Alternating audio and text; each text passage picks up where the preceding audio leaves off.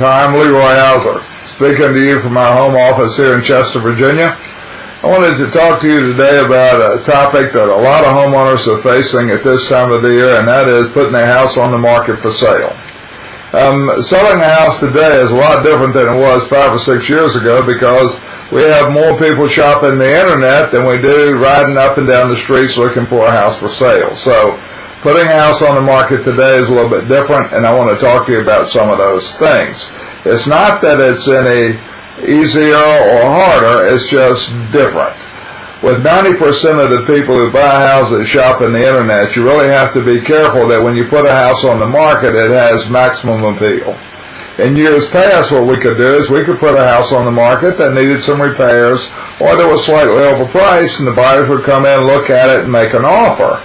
These buyers don't do it that way anymore. They go on the internet, and if the house appears to be overpriced a little bit, they won't even get out of the car to look at it. And if the house looks like it's a little dingy or it has some repairs that need to be done or whatever, they discount that right off the bat. Let's face it, there are two types of buyers that buy houses. One group is looking for a deal. And when I say looking for a deal, I'm talking about a house that is priced one price range below what comparable properties are priced at. And the other group of people are looking for the perfect house. The perfect house sells for more money, sells faster, has a lot of appeal to more people, and two of the features of the perfect house is, one, it's been inspected by a home inspector and the repairs have been done, and secondly, it's ready for immediate occupancy. So here are a list of things that you may want to consider doing prior to putting your house on the market so that you attract the most buyers you possibly can, sell a house quick, houses that sell quick, sell for more money, and enjoy your life while you're still selling your house. So one of the things I think you need to do, and one of the first things you need to do, is take care of the outside. A yard that is unkept or a yard that needs some work on it is not appealing to a lot of people because they don't want to do the work on it. Regardless of the cost, they don't want to do the work. So pick up the yard, clean it up, mulch all the flower beds, replace any dead shrubs that you have, power wash the driveway, the walkways, and the steps, wash all the windows, and clean out the gutters. If you did that, your house would have maximum curb appeal. You could take good pictures of it, post it on the internet, and maybe end up with a quick sale. The next thing I'd mention to you is take care of the inside. Taking care of the inside means painting any rooms that need to be painted, replacing any carpets that are worn or have stains on them. I know what you may be thinking. You may be thinking, well, we'll give a carpet allowance or a painting allowance and people can just make an offer. It doesn't happen in this market. These people don't want to do the work. They don't want to be responsible for having to do all of those things. They want a house that is ready to move in without any work to be done. So I think you need to take care of that. Another thing that you may want to think about is having a stager come over and take a look at your house. This is something that your real estate agent can make happen for you or can recommend a stager to you.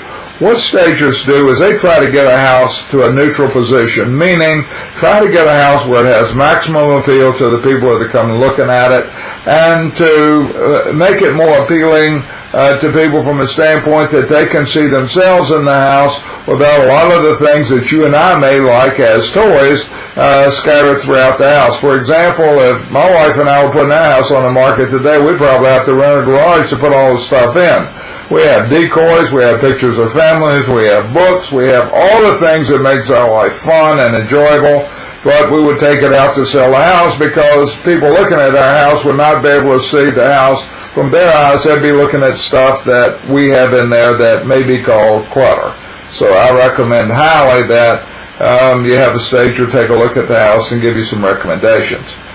The last thing that I'm going to mention to you is probably the most important is I recommend you have your house inspected by a home inspector prior to putting it on the market. Here's the reason why. There are two things that are considered to be necessary in selling a home, and one is that a buyer be pre-approved for a loan before you accept the contract, and the second thing is don't buy a house that hasn't been inspected by a home inspector. Now, home inspectors, you can get a recommendation from a real estate agent or get a list of home inspectors from a real estate agent.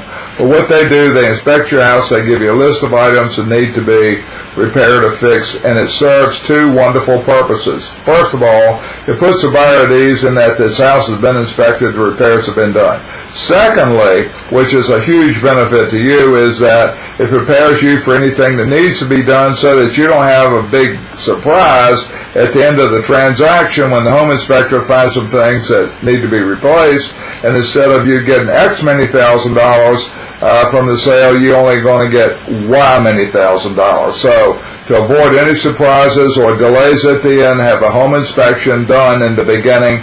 It will save you and make you a lot of money at the end of the transaction.